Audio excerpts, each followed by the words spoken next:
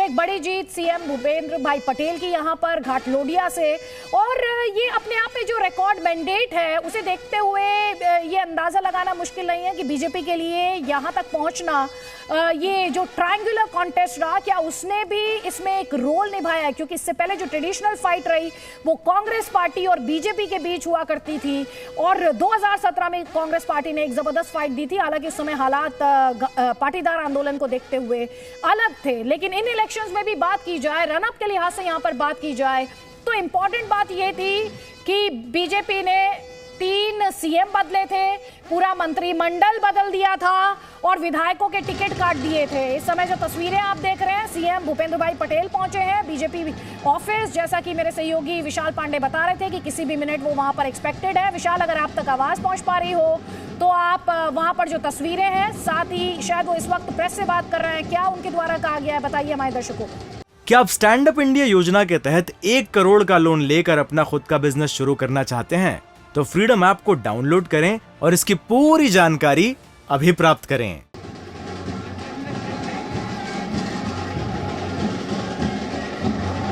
चलिए, विशाल पांडे तक इस वक्त आवाज नहीं पहुंच पा रही है, क्योंकि आप अगर बैकग्राउंड में आवाज सुन पा रहे हो तो वहां पर ढोल नगाड़ों की आवाज है। गुजरात के मुख्यमंत्री भूपेंद्र पटेल और गुजरात बीजेपी अध्यक्ष CR पाटिल कार्यकर्ताओं का अभिवादन स्वीकार कर रहे हैं, विक्ट्री साइन दिखा रहे हैं। कमलम बीजेपी मुख्यालय, दोनों नेता एक साथ पहुंचे हैं। गुजरात के मुख्यमंत्री भूपेंद्र भाई पटेल और गुजरात बीजेपी अध्यक्ष CR पाटिल दोनों इस वक्त कमलम पहुंच चुके हैं और अब वो अंदर जा रहे हैं, कुछ प्रमुख नेताओं से मुलाकात करेंगे, आगे की रणनीति तय करेंगे, क्योंकि बड़ी संख्या में बीजेपी के विधायक जीत कर आए हैं। अब ये तय करना है किस दिन सरकार गठन करनी है, शपथ किस दिन लेना है, इस बात पर आगे की तैयारी होगी, क्योंकि दोनों ही नेताओं से गृह मंत्री अमित शाह फोन पर बातचीत कर चुके हैं। और यहाँ पर भूपेंद्र पटेल CR पाटिल दोनों एक साथ एक गाड़ी में बैठकर कार्यालय पहुंचे हैं। यानी संगठन और सरकार का जो तालमेल रहा है, बीजेपी उसे यहाँ पर दिखाने की कोशिश कर रही है कि मुख्यमंत्री और प्रदेश अध्यक्ष दोनों का। ठीक है, तस्वीरें और जानकारी विशाल पांडे आप तक लगातार पहुंचा रहे हैं। हम आपको वोट शेयर दिखा रहे हैं। यहाँ पर बीजेपी 53% वोट शेयर बीजेपी के फेवर में, कांग्रेस पार्टी के लिए 27% वोट शेयर, और साथ ही आपको ये बता दें कांग्रेस पार्टी जिसका वोट शेयर 2017 में 41.4% रहा था, उस लिहाज से एक बड़ा डेंट कांग्रेस पार्टी को यहाँ पर लगा है। और अगर आप डिफरेंस देखें कांग्रेस पार्टी के 2017 के वोट शेयर और इस बार के वोट शेयर में, उसमें आम आदमी पार्टी के पास 13% ये वोट शेयर। और एक बड़ी खबर इस वक्त हिमाचल प्रदेश से कांग्रेस के पक्ष में पहला नतीजा आया है, पहला रिजल्ट जो है वो कांग्रेस के पक्ष में आया है। नगरोटा से RS बाली चुनाव जीत चुके हैं। इस वक्त की बड़ी खबर आपको बता रहे हैं, हिमाचल प्रदेश में कांग्रेस पार्टी लगातार लीड बनाए हुए है, 38 सीटों पर आगे है, 27 पर बीजेपी आगे है, लेकिन नगरोटा से कांग्रेस के RS बाली ने चुनाव जीत लिया है।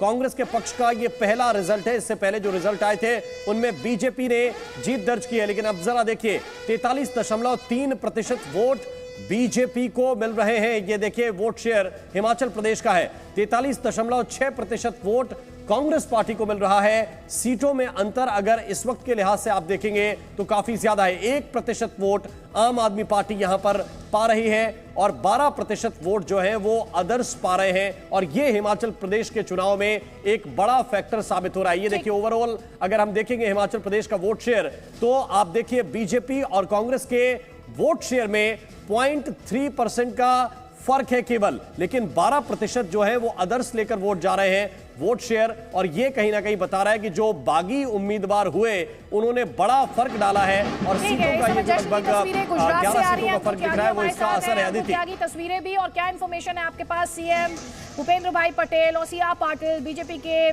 गुजरात यूनिट प्रेसिडेंट दोनों इस वक्त पार्टी मुख्यालय में।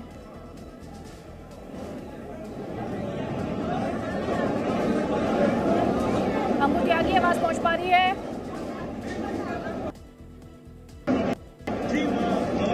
अंकुर त्यागी, क्या आप मुझे सुन पा रहे हैं? अंकुर त्यागी तक इस वक्त हमारी आवाज नहीं पहुंच पा रही है, लेकिन हम आपको तस्वीरें दिखा रहे हैं। एक तरफ जश्न की तस्वीरें, दूसरी तरफ वो तस्वीरें भी हम आपको दिखा रहे हैं जब सीएम भूपेंद्र भाई पटेल और CR पाटिल बीजेपी के गुजरात यूनिट प्रेसिडेंट वो पहुंचे हैं और किस तरह से वहां पर सेलिब्रेशंस हुए हैं, वो तस्वीरें भी आप लगातार जी न्यूज़ के माध्यम से यहां पर देख पा रहे हैं। देखिए किस तरह से ढोल नगाड़ों के माध्यम से ये एनर्जी, ये उत्साह, ये जोश साफ तौर पर इन तस्वीरों में महसूस किया जा सकता है। और पिक्चर के बारे में कहा भी जाता है, पिक्चर स्पीक्स 1000 वर्ड्स। तो यहाँ पर 1000 से भी ज़्यादा गुजरात में बीजेपी सपोर्टर्स का क्या सेंटिमेंट है वो ये पिक्चर जो है वो क्लियरली, ये तस्वीर जो है वो क्लियरली दिखा रही है। यहाँ पर मेरे कई सहयोगी इस वक्त गुजरात में ग्राउंड पर मौजूद हैं। अंकुर त्यागी हमारे साथ हैं, पॉलिटिकल रिएक्शन वहाँ से एक आ रहा है, ज़रा सुनने की कोशिश हम करेंगे। लेकिन उससे पहले राजीव जेटली जी, उस समय मुझे आपको यहाँ पर रोकना पड़ा था, आप बात पूरी करें। लेकिन सबसे बड़ा मुद्दा अगर मैं आपसे समझना चाहूँ, जो काम आप इतने सालों में नहीं कर पाए 2022 में, क्या बीजेपी कांग्रेस पार्टी कह रही है आपको उसका क्रेडिट देना चाहिए आम आदमी पार्टी को जिसने कांग्रेस को डेंट किया?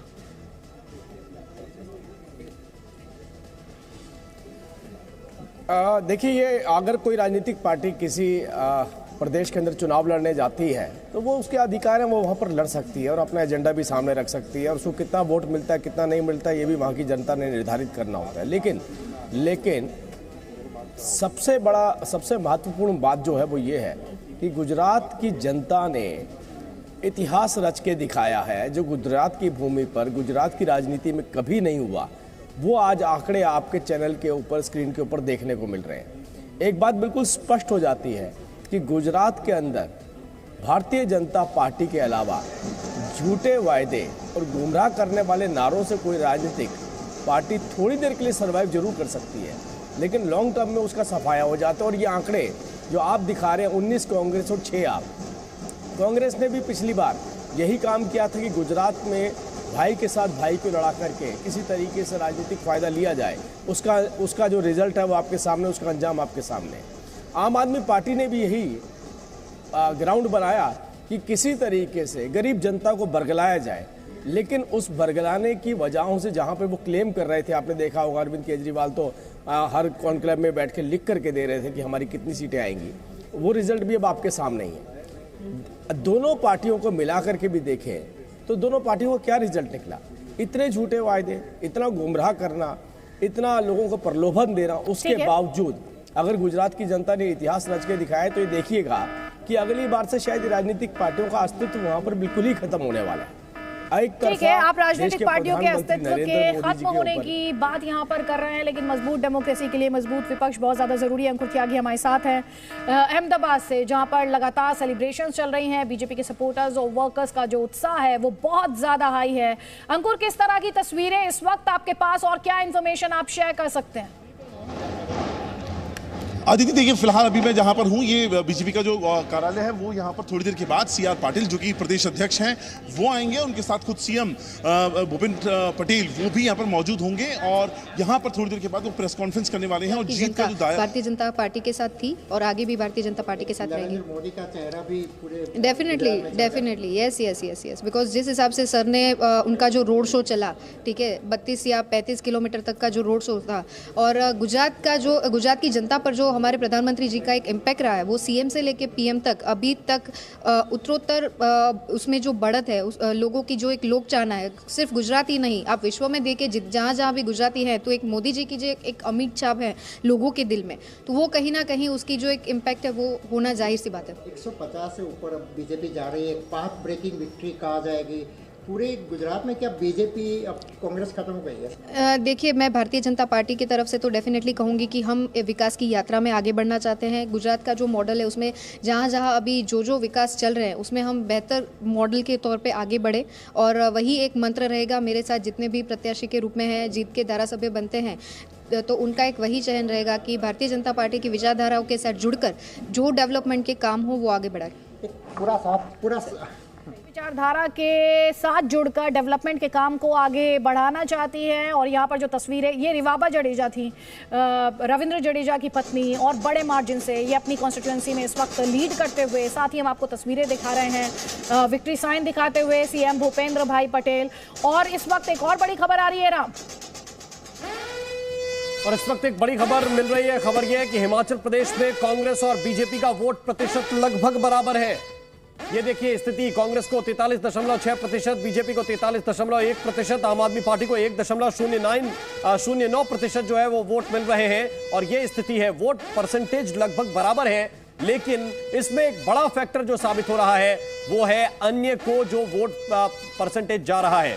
बीजेपी को लगभग 43% वोट मिल रहा है। हिमाचल प्रदेश के वोट शेयर की हम बात कर रहे हैं और ये देखिए, ये कांग्रेस की बोगी है, लगभग 44% वोट मिल रहा है। लगभग दोनों का बराबर है वोट प्रतिशत, लेकिन 1% आम आदमी पार्टी को, और इसके साथ साथ आप देखेंगे तो अन्य को ये 12% जो वोट जा रहा है, उसमें से कई कैंडिडेट ऐसे हैं जो बगावत करके, खास तौर से बीजेपी के बागी होकर वो लड़े जब उन्हें वो टिकट नहीं मिला, और उन्होंने लगभग 12% वोट पाए हैं। और अगर आप इस पूरे ओवरऑल इक्वेशन को देखेंगे तो आपको 1% के वोट परसेंटेज के अंतर से लगभग 10 से 11 सीटें स्विंग होती हुई नजर आएंगी, क्योंकि ओवरऑल टैली ये कह रही है कि कांग्रेस पार्टी जो है वो 38 सीटों पर आगे है, बीजेपी 27 पर आगे है, लेकिन वोट परसेंटेज को आप देखेंगे तो 1% का भी अंतर नहीं है। अदिति, बिल्कुल, और ये अपडेट्स जो है ये अपने आप में बहुत ही इंटरेस्टिंग है प्रदीप जी। इस पे मैं कमेंट चाह रही हूँ यहाँ पर, उससे पहले मैं राजीव जी का कमेंट लूंगी यहाँ पर।